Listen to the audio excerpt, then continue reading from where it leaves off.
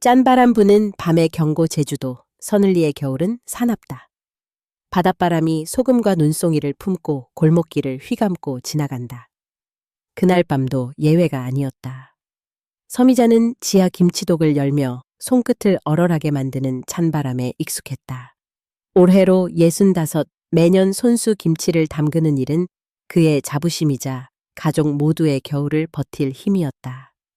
부엌에는 딸 현아와 사위 민철, 그리고 어린 손자 왕준까지 모두 모여 산더미처럼 쌓인 배추와 무더기로 채 썬 무사히에서 각각의 역할을 맡았다. 현아는 내내 심드렁한 표정으로 김치 양념을 버무렸다. 사위 역시 표정 하나 변하지 않고 휴대폰만 만지작거렸다. 그런데 왕준은 유독 낯빛이 어두웠다. 미자가 김치통에 패를 안 끼치려는 듯 왕준을 도우려 하자 아이는 조심스럽게 소매를 잡았다. 할머니, 엄마가 할머니한테 조만간 큰일이 생길 거라고 했어요. 할머니, 도망가요? 작은 목소리가 소금먼지 가득한 부엌 한쪽에 맴돌았다. 미자는 순간 가슴이 철렁했다. 무슨 말이니? 우리 왕준이? 누가 할머니를 해친대? 아이는 겁먹은 눈동자로 바닥만 바라봤다. 뭔 말해요. 엄마가 들으면 화낼 거예요. 현아의 한숨이 날카롭게 부엌 공기를 쪼갰다. 어머니, 김치나 집중하세요. 하루 종일 정신없는 소리나 하고 올해도 별수원지 없네요. 또 그 김치나 퍼날르다 한 해 지나가겠지. 미자는 숨을 삼켰다. 차가운 욕설이나 야유보다 더 아픈 무관심이었다. 이제 이 집에서 자신이 점점 존재감 없는 이름표가 되어가는 느낌이었다. 손끝을 따라 명치까지 전해지는 불안. 미자는 꾹 참고 김치통을 닫았다. 밤이 깊어지고 식탁에는 쓸쓸하게 남은 김치며 밥그릇이 가지런히 놓였다. 민철이 소리를 날렸다. 이제 김치 담그는 것도 그만하세요. 팔도 아프다면서 뭘 계속해요? 큰딸도 돕지도 않는데 혼자 뭐 하시려고. 미자는 억울함에 목이 막힌 채 말을 잇지 못했다. 내가 안 하면 누가 이 집 김치를 챙기니? 가족이란 게 원래 이런 거 아니니? 현아는 날선 소리로 맞받았다. 김치도 그렇고 돈도 그렇고 이제 엄마 그만 좀 욕심 부리세요. 집이며 보험이며 다 신경 꺼줬으면 좋겠어요.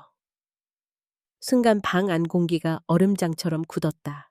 왕주는 소리도 내지 못하고 미자 곁에 바짝 붙었다. 할머니, 무서워요. 우리 할머니 아프지 마세요. 미자는 손자의 머리를 천천히 쓰다듬었다. 무심한 가족들과 차가운 말들이 가슴속 응어리로 차곡차곡 쌓였다. 하지만 그날 밤 미자는 한참을 깨어 있었다. 실내를 집어삼키는 회색 정적, 끊임없이 회전하는 불안, 그리고 왕준의 귓속말. 도망가세요, 할머니. 미자는 창밖 바람에 귀를 기울였다. 눈송이와 소금이 뒤엉켜 허공을 날리듯 마음 한구석에 검은 그림자 하나가 조용히 깃들음을 느꼈다. 이 집에 끔찍한 일이 시작되는 걸까? 혹시 내 기억에 허점이라도 있는 걸까? 과거의 일들을 되짚어 보려던 미자는 현아의 거친 목소리에 다시 멈췄다. 엄마, 내일부터 나가서 집안일까지 손대지 마세요. 나도 바쁘고 머리 아파요. 불쾌함과 분노가 뒤섞인 목소리. 거기에 더해진 민철의 한마디. 이제 나이답게 좀 조용히 계세요. 뭘 그리 매달려요? 미자는 결국 침 묻힌 손수건으로 입을 막았다. 대답할 힘조차 없었다. 이 집에 내 자리가 아직 남아있긴 할까? 내가 해야 할 몫이 도대체 뭐지? 심장이 쿵쾅쿵쾅 뛰었다. 두려움과 서러움이 한꺼번에 밀려왔다. 밤, 불 꺼진 부엌에 섰을 때 바닷바람 소리가 유독 크게 들렸다. 네가 없으면 이 가족도 없어요. 속으로 중얼거린 말은 허공에 흩어졌다. 그때 창문 너머로 왕준이 다시 손짓을 했다. 할머니, 진짜 조심해요. 미자는 아이를 껴안고 작은 목소리로 속삭였다. 고마워, 왕준아. 할머니는 아직 버틸 수 있어. 절대 포기하지 않을 거야. 밖은 눈과 파도, 그리고 불길한 짠내로 가득했다. 그리고 미자는 처음으로 가족 안에서 외딴 섬이 된 자기 자신을 또렷하게 자각했다. 이대로 아무것도 하지 않으면 언젠가 나도 이 바닷마을의 찬 이슬이 되고 말겠지. 창밖 저편 바람은 속삭였다. 아직 시작일 뿐이야. 은밀한 공격 겨울 바람이 더욱 차가워질수록 미자의 집안에서는 이질적이고 스산한 기운이 돋아났다. 변한 것은 아무것도 없어 보이지만 실은 모든 것이 조용히 변해가고 있었다. 아침, 미자는 부엌에 들어서며 싱크대 옆에 붙은 노란 쪽지를 발견했다. 가스 꼭 끄세요! 라는 글씨엔 다그침이 배어 있었다. 냉장고 문에도 현관 옆에도 약 꼭 챙기세요. 돈은 건드리지 마세요. 등등 조롱 섞인 지시문이 집 구석구석을 뒤덮었다. 미자는 두리번거리며 손끝으로 쪽지들을 떼어냈다. 내가 언제 약을 거른 적 있나? 내가 언제 돈을 허투루 썼다고? 하지만 현아의 싸늘한 목소리가 집안을 울렸다. 엄마, 이제부터 아무데나 손대지 마세요. 그동안 예전에 한 일들 다 우리가 정리할 테니 엄마는 그냥 조용히 계세요.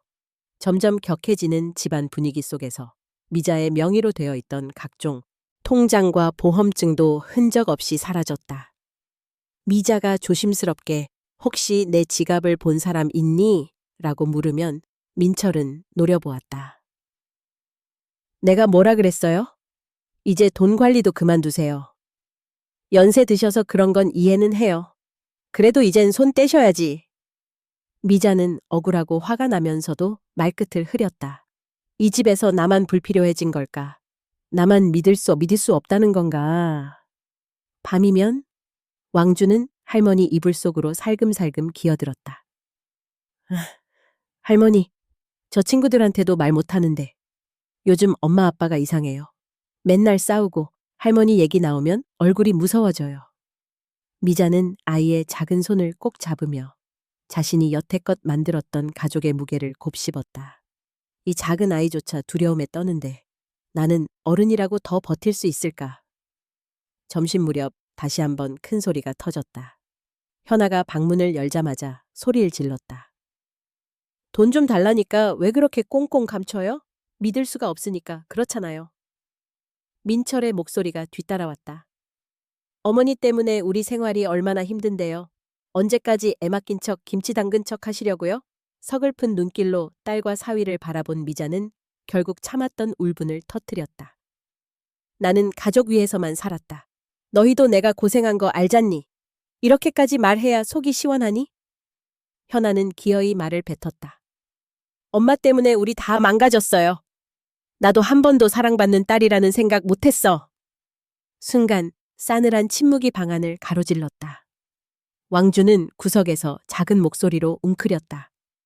난 그냥 할머니랑 있고 싶었을 뿐인데.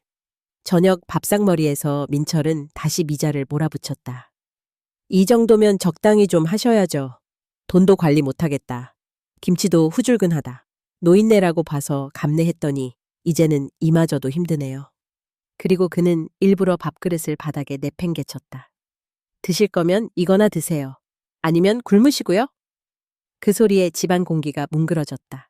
식탁 아래로 밥알이 미자의 눈물과 섞여 흩어졌다. 미자는 아무 말도 하지 않았다. 그냥 조용히 수저를 놓고 자리에서 천천히 일어섰다. 밤늦게 왕준이 조용히 할머니 옆에 누웠다. 할머니 무서워요? 나도 같이 무서울래요. 미자는 아이를 꼭 끌어안고 작게 속삭였다. 우리는 우리끼리라도 꼭 지켜야 한다. 다른 누구도 아닌 우리 마음만은 서로 지키자. 왕준아. 밖에서는 다시 바람이 불었다. 한 번도 경험해보지 못한 외로움과 모멸감이 미자를 애워쌌다. 집안 이곳저곳에 붙은 쪽지처럼 그 감정은 떼어낼 수 없이 낮게 오래 남아 퍼졌다. 그리고 그 밤 기어이 미자는 결심했다. 이대로 주저앉지 않겠다. 나를 더 이상 농락하게 두지 않으리라. 아무도 모르게 나부터, 나 자신부터 다시 일어서야 한다. 짠바람에 문틈이 흔들렸고 작은 위로와 결의가 미자의 눈동자에 피어올랐다. 집안에서의 고립 날씨가 더 추워질수록 미자 집안의 공기는 점점 더 삭막해졌다. 아침마다 미자는 익숙하던 물건이 사라진 자리에 멍하니 서 있곤 했다. 평생 사용하던 안경과 지갑, 어릴 때부터 아껴온 은반지, 심지어 김장용 장갑 하나조차 종적을 감추었다.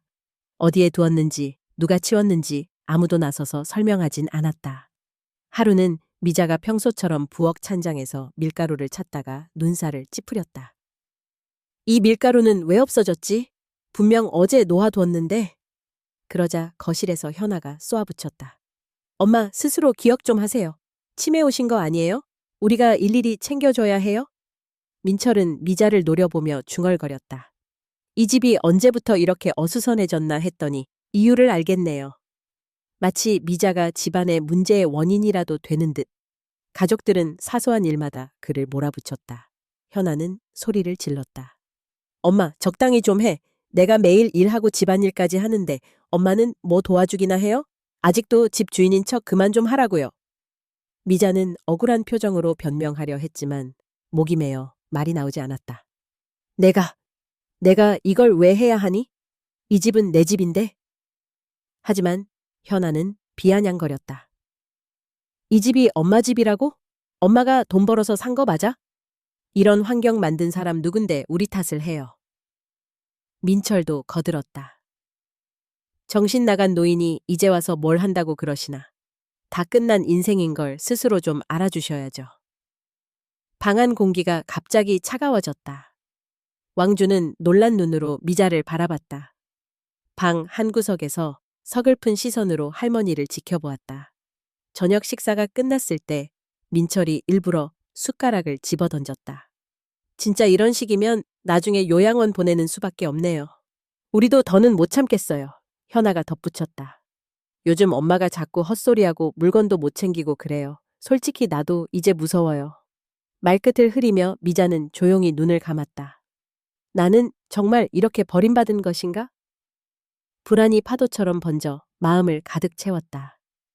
밤, 미자는 거실 한구석에서 혼자 앉아 있었다. 왕준이 조심스럽게 다가와 할머니 곁에 앉았다. 할머니, 다들 왜 이래요? 할머니가 잘못한 거 없는데?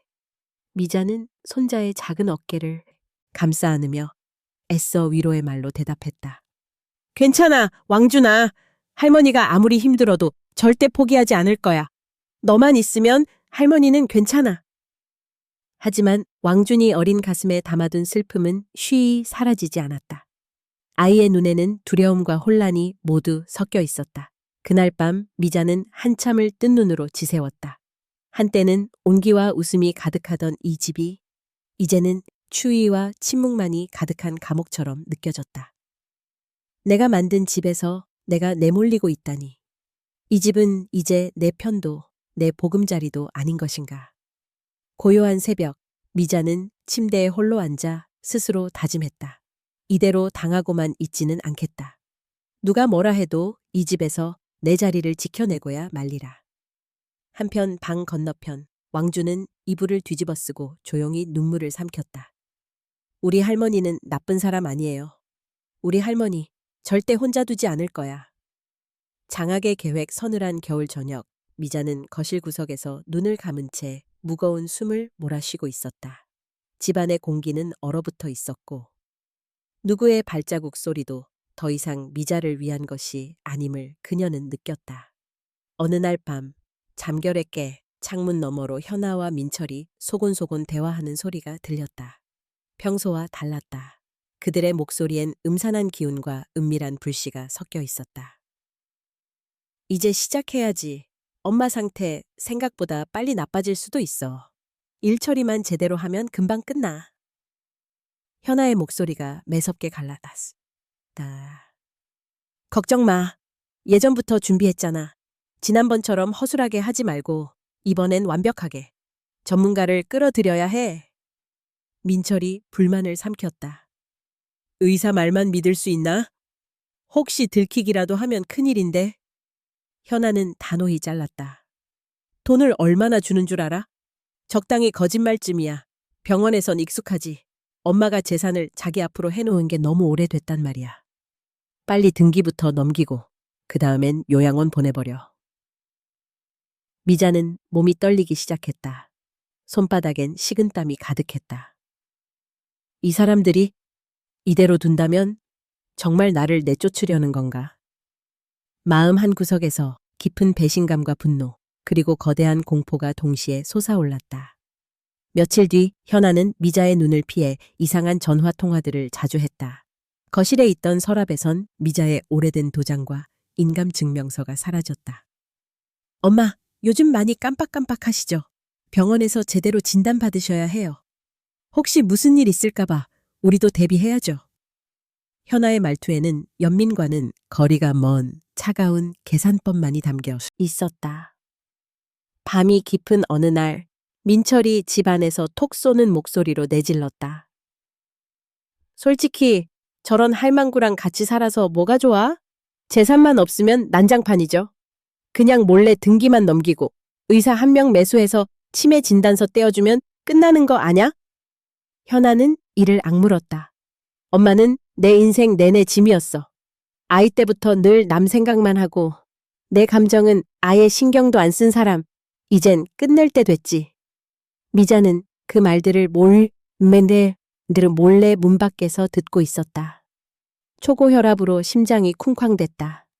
자기 아이들 입에서 들을 줄 몰랐던 원망과 증오의 말. 배은망덕한 목소리에 온몸이 무너지는 것 같았다. 내가 누구를 위해 평생 희생했지. 이 세상에 나를 온전히 걱정해줄 사람은 이젠 없는 건가? 바로 그 순간 미자의 머릿속에 한 사람의 얼굴이 스쳤다. 제주 시절 함께 일했던 절친. 지금은 은퇴한 의사인 김영심. 영심 이만이라면 그녀만이 날 도울 수 있다. 미자는 남몰래 작은 휴대폰을 챙겨 방에 들어갔다. 손가락이 덜덜 떨렸지만 영심에게 조심스럽게 문자를 남겼다. 영심아, 오랜만이야. 혹시 내가 지금 큰일을 당한 것 같아. 너한테만이라도 이 상황을 말하고 싶어. 정신이 혼미해질 즈음 거실에서 다시 민철과 현아의 다툼 소리가 터졌다. 이 일 망치면 우리 인생 끝장이야. 이번엔 확실하게 해야 해. 알았어. 내가 한 엄마 서명도 받고 병원 기록도 다 준비할 테니까. 바보처럼 당하지 말자. 미자의 한숨이 바닥을 쓸었다. 가슴속에서 검은 구름이 몰려왔다. 의도적으로 감옥처럼 느껴지는 집안. 이제 밤이 더 무서워졌다. 그러던 어느 늦은 밤, 미자는 갑자기 심장이 찢어질 듯한 고통을 느꼈다. 헉! 하! 거친 숨을 몰아쉬었지만 거실로 나오자 현아는 일부러 외면하며 냉소적이었다. 이럴 줄 알았지. 엄마, 괜히 호들갑 떨지 마세요. 별것도 아닌 거 가지고.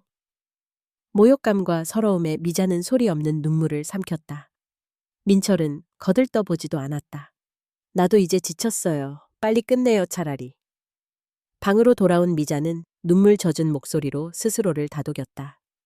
이런 굴욕감, 이런 분노 결코 삼키지 않겠다. 영심이가 연락만 해준다면 난 기어코 이 진흙탕에서 살아서 나갈 거야. 창밖은 다시 얼어붙은 바람이 몰아쳤다. 미자는 손을 꼭 움켜쥐며 결의를 다졌다. 이제부터는 살아남기 위한 경계와 싸움, 그리고 자신만의 저항이 시작될 터였다. 어둠 속의 거래 제주의 겨울은 더 깊어졌다. 눈인지 바닷물인지 알 수 없는 것들이 창문을 두드리는 밤, 미자는 차가운 방 안에서 휴대폰을 꼭 쥐고 있었다. 오직 한 사람만이 자신의 현실을 믿어주고 함께 싸워줄 수 있을 거라는 희망이 미자의 마음을 붙들었다. 김영심, 평생의 친구이자 지금은 은퇴한 의사. 늦은 밤 드디어 진동음이 울렸다. 미자야, 무슨 일이야? 문자 보고 너무 놀랐어. 영심의 목소리는 여전히 따스했지만 결의에 찼다. 미자는 눈가가 붉어졌다. 영심아, 나 정말 미칠 것 같아. 내 딸, 내 사위, 날 집에서 쫓아내려고 해. 내 재산까지 다 뺏고 미쳤다 싶을 만큼 날 모욕하고 조롱해. 영심은 한참 침묵하다 곧바로 말했다. 장소부터 정하자. 너 혼자 위험해 보여. 내일 새벽 7시에 마을 입구에 있는 찻집에서 보자. 아무도 눈치 못 챌 거야. 다음 날 첫 기차 바람이 불어오는 새벽, 미자는 오랫동안 감춰뒀던 코트를 꺼내 입었다. 왕준이 몰래 새벽에 깨어 할머니 손을 잡았다. 할머니 어디 가요? 너무 무서워요. 저도 같이 가도 돼요? 미자는 아이를 부드럽게 안으며 속삭였다. 왕준아, 할머니가 꼭 지켜줄게. 잠깐만 기다려줘. 다시 돌아올게. 찻집엔 미리 도착한 영심이 있었다. 초췌한 미자의 얼굴을 보자 영심은 말없이 안아주었다.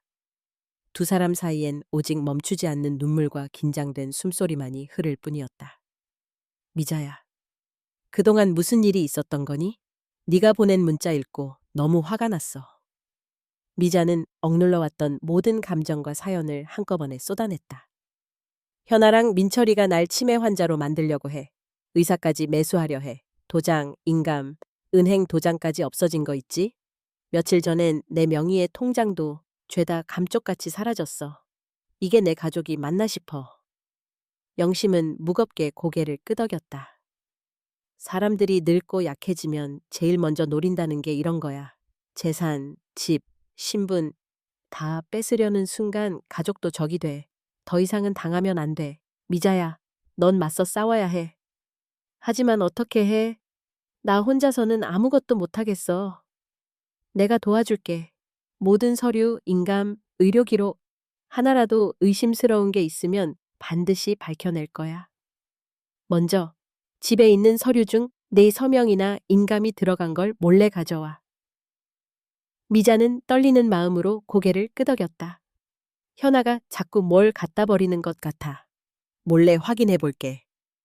영심은 신중하게 메모지에 무언가를 적어주며 말했다. 내가 아는 동료들이 있어. 병원이랑 법률사도 움직여 보겠어. 혹시라도 이번 주 안에 내 사인이 위조된 서류나 진단서가 찍힌 걸 발견하면 나한테 바로 사진으로 보내. 미자는 용기를 내기로 마음먹었다. 한편 집으로 돌아가야 하는 길은 너무도 어두웠다. 그날 밤 거실 회의에서 뜻밖의 소란이 터졌다. 민철이 목소리를 높였다. 이젠 숨겨봐야 뭐해요? 어머니, 비번도 다 압니다. 이제 뭐든 숨길 생각 말아요. 현아가 재빨리 거들었다. 엄마, 무슨 쓸데없는 짓 하려고 그래요? 계속 이상하게 행동하면 왕준이도 우리 곁에 못 있게 할 거예요. 미자는 차마 대답하지 못했다. 이 사람들 정말로 날 가족으로 생각하지 않는구나. 그날 밤 미자는 잠들지 못했다. 영심에게 들은 말, 자신이 직접 싸워야 한다는 결의가 사무치게 아팠다. 새벽녘 미자는 몰래 거실 서랍에 손을 대 인감증명 사본을 하나 챙겼다. 며칠 뒤 영심이 다시 찻집에서 미자를 만났다. 내가 확보한 서류들이야. 이 서명 내 거 맞아? 미자는 놀라 손을 떨었다. 아니야. 이건 내가 쓴 게 아니야.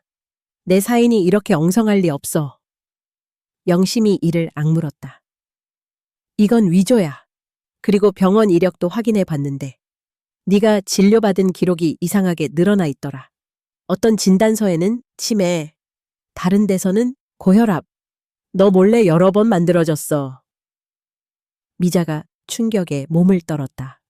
그럼 이미 우리 가족이 다 덮어두고 박아버리려고 한 거야? 내가 정신 잃어도 상관없다는 거야? 영심은 단호했다. 절대 가만히 있지 마. 이번엔 내 동료들이 움직일 거야. 만약 급하면 무조건 내 번호로 신호를 보내. 바로 그날 밤 미자는 영심의 충고대로 모든 서류와 자료 일부를 작은 가방에 숨겼다. 하지만 불행하게도 현아가 어느새 눈치챘다. 엄마, 이거 당신 방에서 나왔는데 또 몰래 뭘 꾸미려고 그래요? 휴대폰도 좀 이리 내세요.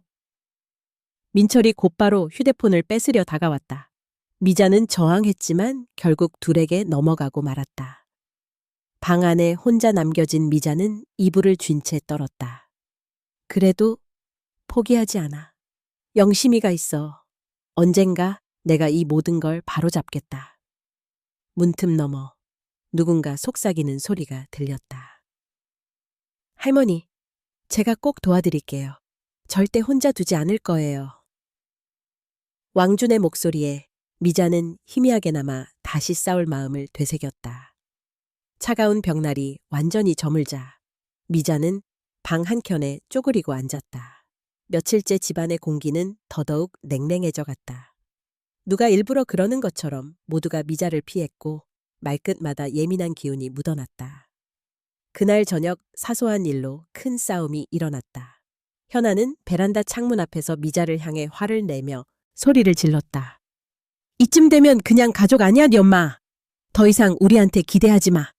엄마가 그러니까 우리가 다 힘든 거잖아.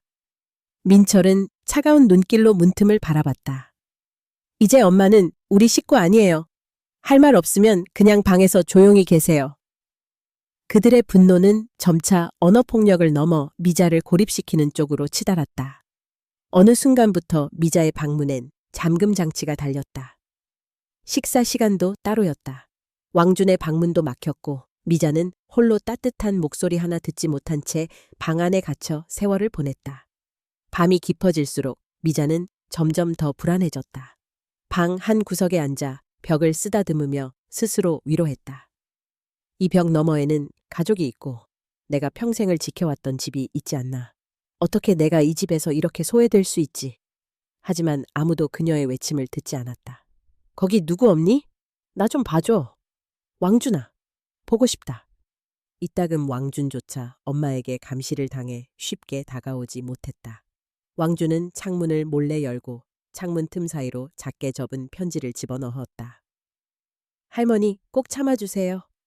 제가 도울게요. 할머니를 절대 혼자 두지 않을게요.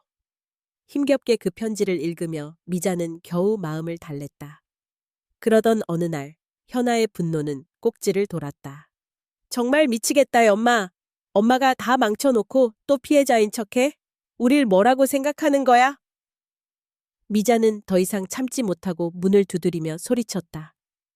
너희가 내 자식인지, 내가 여기 왜 이런 취급을 받아야 하는지. 미친 것 같아. 난 아직 살아있다고. 날 가족에서 빼지 마. 민철과 현아는 더욱더 매몰차게 돌아섰다. 이제 우리하고 상관없는 사람이에요. 알아서 하시고 더 이상 문제 일으키지 마세요. 그날 밤 미자는 벽을 향해 욕설과 울음을 동시에 쏟아냈다. 여기 누구 없단 말이야? 내가 뭘 그리 잘못했어. 너희도 언젠가 늙을 텐데. 그땐 네가 내 심정 알겠지. 며칠이 흘러도 상황은 나아지지 않았다. 오히려 주변 사람들조차 현안의 가족의 말에 넘어가 미자를 이상한 사람으로 여기기 시작했다. 동네 이웃들도 곁을 꺼리는 듯했고 조용한 마을 안에서 미자는 완벽한 고립을 느꼈다. 정말 이대로 무너지는 걸까? 여기가 내 인생의 마지막일까? 그러나 한밤중 창밖에서 살짝 달그락거리는 소리가 났다. 왕준이 몰래 문 앞에 다가와 미자에게 귓속말을 남겼다. 할머니, 지금만 참고 기다려요. 내가 선생님한테 편지 썼어요. 곧 도와주러 올 거예요. 왕준의 그 작은 손길, 그 따뜻한 속삭임이 미자에겐 마지막 위안이었다. 미자는 숨을 길게 내쉬고 스스로 중얼거렸다. 내 가족이 나를 버려도 나는 나 자신을 버리지 않겠다. 그리고 나를 진심으로 아끼는 단 한 사람만이라도 지켜내야지. 아침이 오고 미자는 새벽빛이 스며드는 벽을 바라보았다. 이 벽이 아무리 차갑고 높아도 언젠가는 반드시 넘어설 수 있으리라 굳게 믿으며 마른 손으로 작은 손편지를 움켜쥐었다. 드러나는 진실 제주의 겨울 볕은 드물었지만 그날 아침만큼은 희미한 햇살이 집을 감쌌다. 미자는 밤새워 찢어진 심장으로 뜬 눈으로 새벽을 맞았다. 벽 너머 어디선가 삶의 소리가 조금씩 다시 퍼지는 듯 했다. 그 시간 마을 찻집에서는 김영심이 마지막 결심을 하고 있었다. 미자 언니를 더 이상 외롭게 둘 수 없어.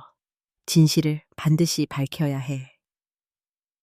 영심은 자신의 의사 신분증과 증거가 담긴 서류 봉투를 가방에 넣었다. 마침내 영심이 미자 집의 초인종을 눌렀다. 집안은 술렁였다. 현아와 민철은 불쾌한 낯빛을 감추지 못했다.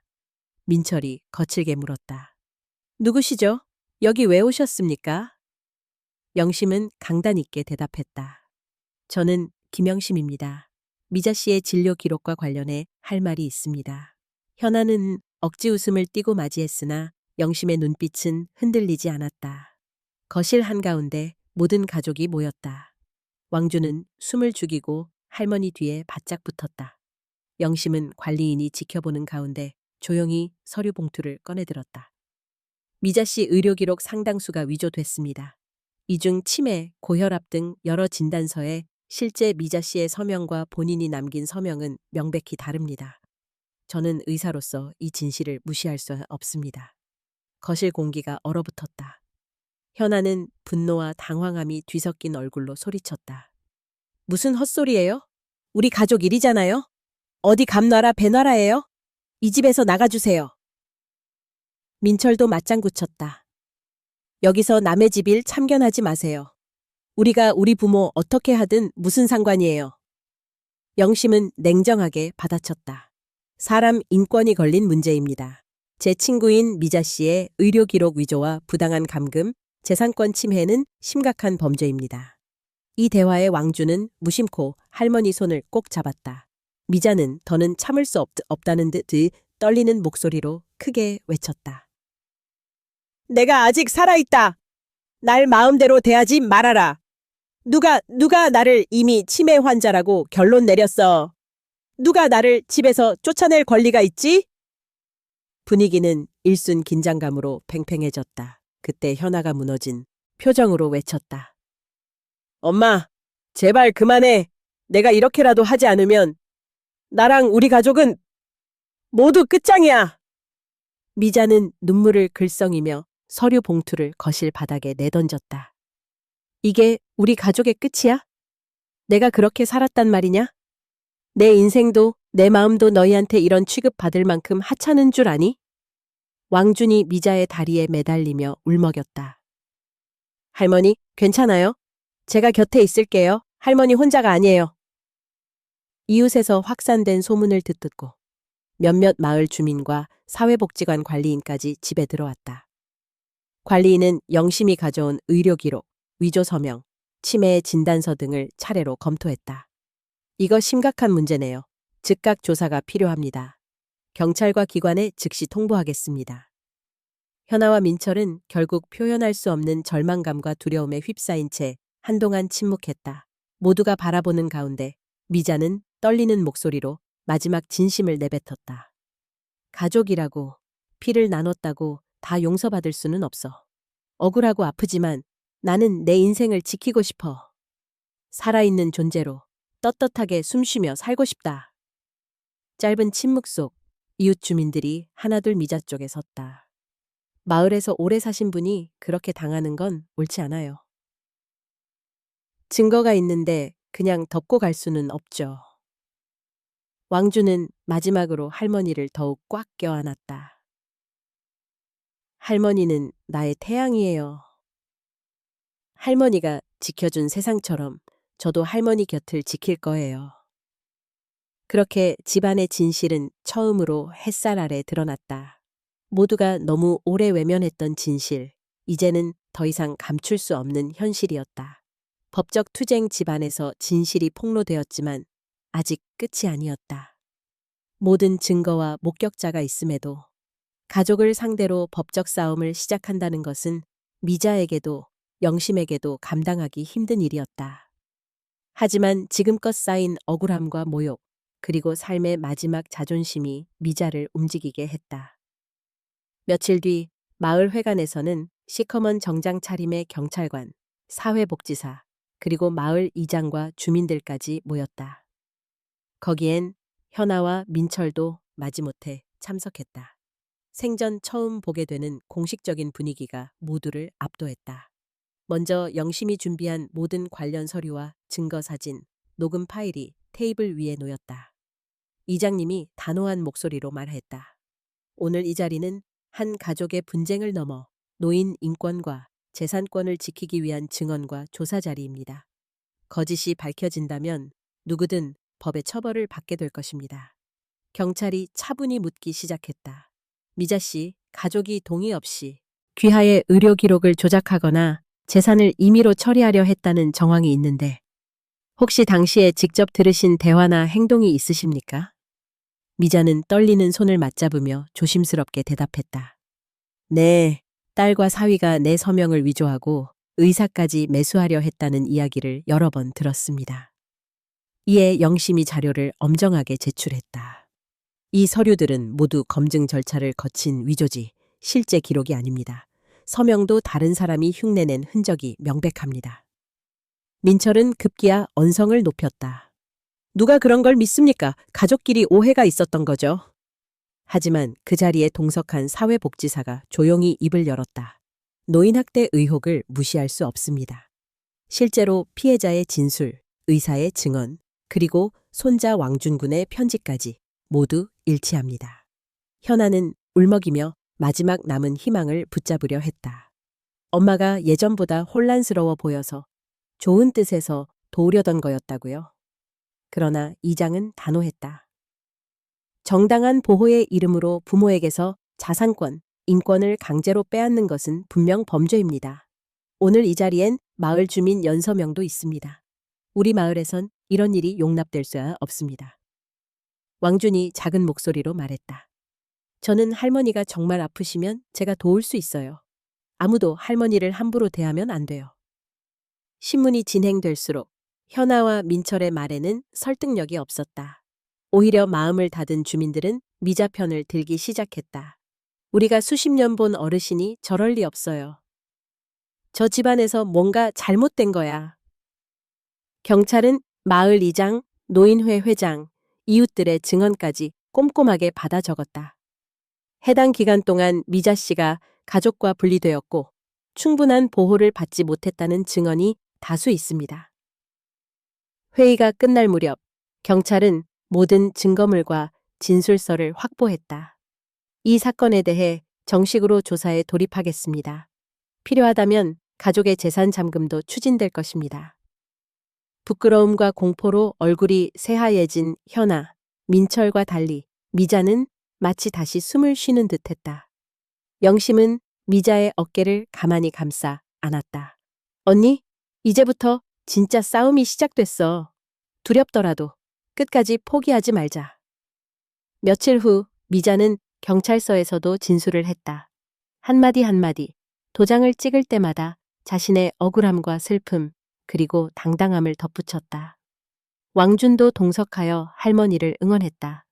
경찰관이 말했다. 모든 절차는 법에 따라 진행됩니다. 미자 씨의 권익 보호가 최우선입니다. 마을에서도 미자를 응원하는 목소리가 커졌다. 누구도 쉽게 늙고 연약해진 이들을 함부로 할 수 없다는 걸 이번 기회에 확실히 알려야 합니다. 시간이 지나면서 미자 가족 문제는 제주 시내까지 알려졌고 노인 인권을 다시 돌아보는 계기가 되었다. 이 싸움이 쉽진 않았지만 미자와 영심, 왕준에게는 단단한 버팀목이 되어주었다. 생존을 위한 결투 경찰의 수사가 본격적으로 시작된 이후 집안은 더욱 험악해졌다. 현아와 민철은 불편한 기색을 감추지 못했고 미자는 여전히 한시도 긴장을 늦출 수는 없었다. 방에 갇혀 있던 날들이 이어졌지만 이제 미자의 마음 한켠엔 두려움 대신 결기가 깃들었다. 숨조차 쉬기 힘들었던 답답함이 조금씩 사그라지고 오히려 끓어오르는 분노와 살아야 한다는 열망이 점점 더 커져갔다. 어느 저녁 집안은 또다시 격렬한 고함과 눈물이 뒤섞인 전장의 한복판이 되었다. 내가 할머니 편만 드니까 이렇게 일이 커진 거야. 다 너 때문이야. 현아는 왕준에게 거칠게 소리쳤다. 어린 왕준은 방 한켠에서 고개를 푹 숙였다. 민철도 힘없이 한숨을 쉬며 말을 보탰다. 이제 우리 집안은 끝났어. 괜히 건드려서 더 망가졌어. 다 이 할망구 탓이야. 그러나 왕준은 조심스럽게 말했다. 할머니는 아무 잘못 없어요. 그냥 그냥 우리 잘못이에요. 미자는 더 이상 침묵하지 않았다. 손가락 마디마디가 떨렸고 오래 참고 억눌러 왔던 감정이 폭발했다. 이제 그만해라. 내 인생, 내 집에서 내가 짓밟히는 꼴을 더는 못 보겠다. 아무리 가족이라도 이제 내가 참지 않아. 거실 한가운데에서 폭풍 같은 울음과 외침이 쏟아졌다. 내가 살아온 인생이 무슨 죄야. 내 노력이, 내 사랑이 이렇게 하찮은 거였니? 너희도 언젠가 같은 고통을 겪게 될 거야. 아이의 울음 섞인 목소리가 집안에 울려 퍼졌다. 할머니를 이렇게 몰아쓰면 안 돼요. 할머니 덕분에 우리가 있는 건데. 바로 그날 마을 이장과 몇몇 주민들도 미자를 위해 집으로 찾아왔다. 마을에서 더 이상 좌시할 수 없소. 미자 씨는 우리 모두가 지켜야 할 분이요. 이런 부당한 일은 더는 없어야 하오. 이장과 주민들의 목소리는 단호했다. 심지어 노인회장과 사회복지사도 동조했다. 법적 판단이 나기 전까지 미자 어르신의 인권과 독립생활을 돕겠습니다. 마을이 힘을 보탤 것입니다. 미자는 놀라움과 감사, 그리고 오랜만에 느끼는 소속감에 눈물을 흘렸다. 나는 결코 혼자가 아니야. 여러분이 있어서 다시 힘을 낼 수 있어요. 그러나 현아와 민철에게는 큰 시련이었다. 점점 좁아진 입지와 더불어 주변에 따가운 시선에 움츠러들 수밖에 없었다.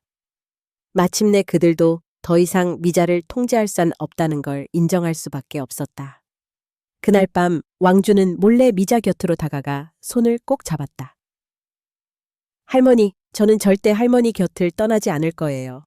어떤 일이 있어도 함께 있어 드릴게요. 미자는 왕준을 안아주며 속삭였다. 넌 내 생명의 태양이구나. 앞으로 어떤 고난이 와도 할머니는 끝까지 포기하지 않을 거야. 며칠 후 미자는 새벽녘 조용한 바닷가로 나가 깊은 숨을 들이켰다. 긴 투쟁, 쏟아진 눈물, 끝없는 두려움 속에서도 그를 지켜주는 손길이 늘 곁에 있었다. 그때 마치 힘이 솟는 듯 손끝에 따스함이 퍼졌다.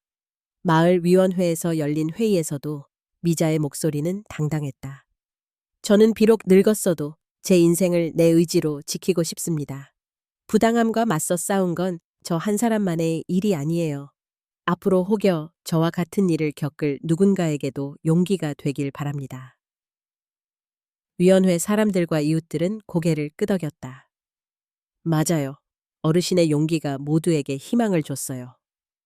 그렇게 생존을 위한 미자의 결투는 자신만의 승리를 넘어 모든 사람의 마음속에 기억될 작은 한꺼가 되었다. 섬하을 바다에 새벽 길었던 겨울이 마침내 끝을 알렸다. 먼동이 트기 직전 섬하을 바다 끝자락에 서 있는 미자는 오랜 시간 버텨낸 싸움과 눈물, 그리고 새로운 희망을 마음에 품고 있었다. 며칠 전 마을 법정에서 최종 판결이 내려졌다. 사회복지사와 법원의 입회하에 미자의 재산은 온전히 그녀에게 다시 돌아왔다. 현아와 민철의 불법 행위는 공식적으로 기록에 남았고 마을 사람들 앞에서 그들은 사과해야 했다. 법정에서 판사가 조용한 목소리로 말하였다. 이 법정은 미자 씨의 인권과 재산권을 침해한 혐의를 인정합니다. 앞으로 어떠한 상황에서도 미자 씨께 불이익이 있어서는 안 됩니다. 그 말을 끝으로 오랜 법적 투쟁이 막을 내렸다. 마을 위원회와 이웃들은 뜨거운 박수와 격려로 미자를 맞이했다. 이제는 정말 평화로운 나날만 남은 거예요. 죽을 힘을 다해 싸운 미자 어르신, 정말 존경해요. 왕주는 할머니를 꼭 껴안으며 기뻐서 눈물을 흘렸다. 할머니, 잘 버텨주셔서 고마워요. 할머니는 항상 제 곁에 있어야 해요. 미자는 왕준의 어린 손을 잡고 해가 뜨기 전 바닷가로 걸어 나갔다. 바다는 잔잔하게 미자를 맞았다. 바람 끝엔 겨울의 잔향이 스며 있었지만 이제 미자는 그것마저도 견딜 수 있을 것 같았다. 몰아치던 삶의 폭풍 뒤에 찾아온 이 고요함이 미자에게는 무엇보다 소중했다. 모래사장 끝, 동쪽 먼 바다에서 빛이 스며들기 시작했다. 햇살은 땅에, 미자의 얼굴에, 바다에 서린 그 모든 상처와 어둠을 서서히 지웠다. 미자는 하늘을 올려다봤다. 긴긴 밤을 지나 이제 드디어 해가 뜨는구나. 왕준이 밝게 외쳤다. 할머니, 우리 행복할 거예요. 이젠 아무도 할머니를 힘들게 하지 못해요. 할머니가 저의 태양이에요. 미자는 왕준을 품에 안고 환하게 웃었다. 그래, 우리는 가족이야.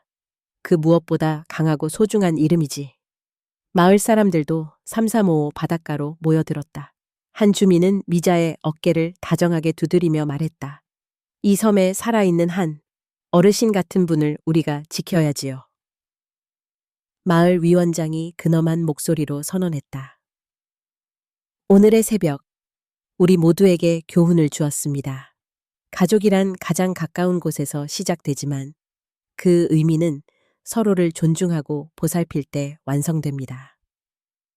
미자 씨가 보여준 용기, 우리 모두 잊지 않겠습니다. 미자는 천천히 바닷가를 거닐며 추억을 되짚었다. 젊은 시절 남편과 함께 노을을 바라보며 미래를 설계하던 시절부터 아이를 키우고 온갖 고난을 이겨내던 그 시간들. 바람이 아무리 세게 불어도 바다가 아무리 거칠어도 난 이 집, 이 섬의 바위처럼 흔들리지 않을 거야.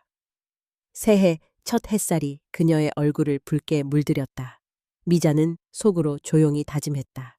이 섬의 태양처럼 나는 항상 내 삶을 지킬 거야. 연약해 보여도 해가 다시 뜨도록 절대 꺾이지 않아. 그 순간 바다 위로 붉은 태양이 솟구쳤다. 왕준이 두 팔을 벌려 할머니를 향해 달려오며 외쳤다. 할머니, 새벽이 왔어요. 이제 모든 게 다 괜찮아요. 미자는 아이를 품에 안은 채 섬하을 바다를 배경으로 마지막으로 크게 외쳤다. 나는 이겼다. 나만을 위한 것이 아니라 이 섬의 모든 늙은이, 외로운 이들, 버려진 이들 모두를 위해. 바다는 넓지만 내 마음의 힘은 그보다 더 크단다.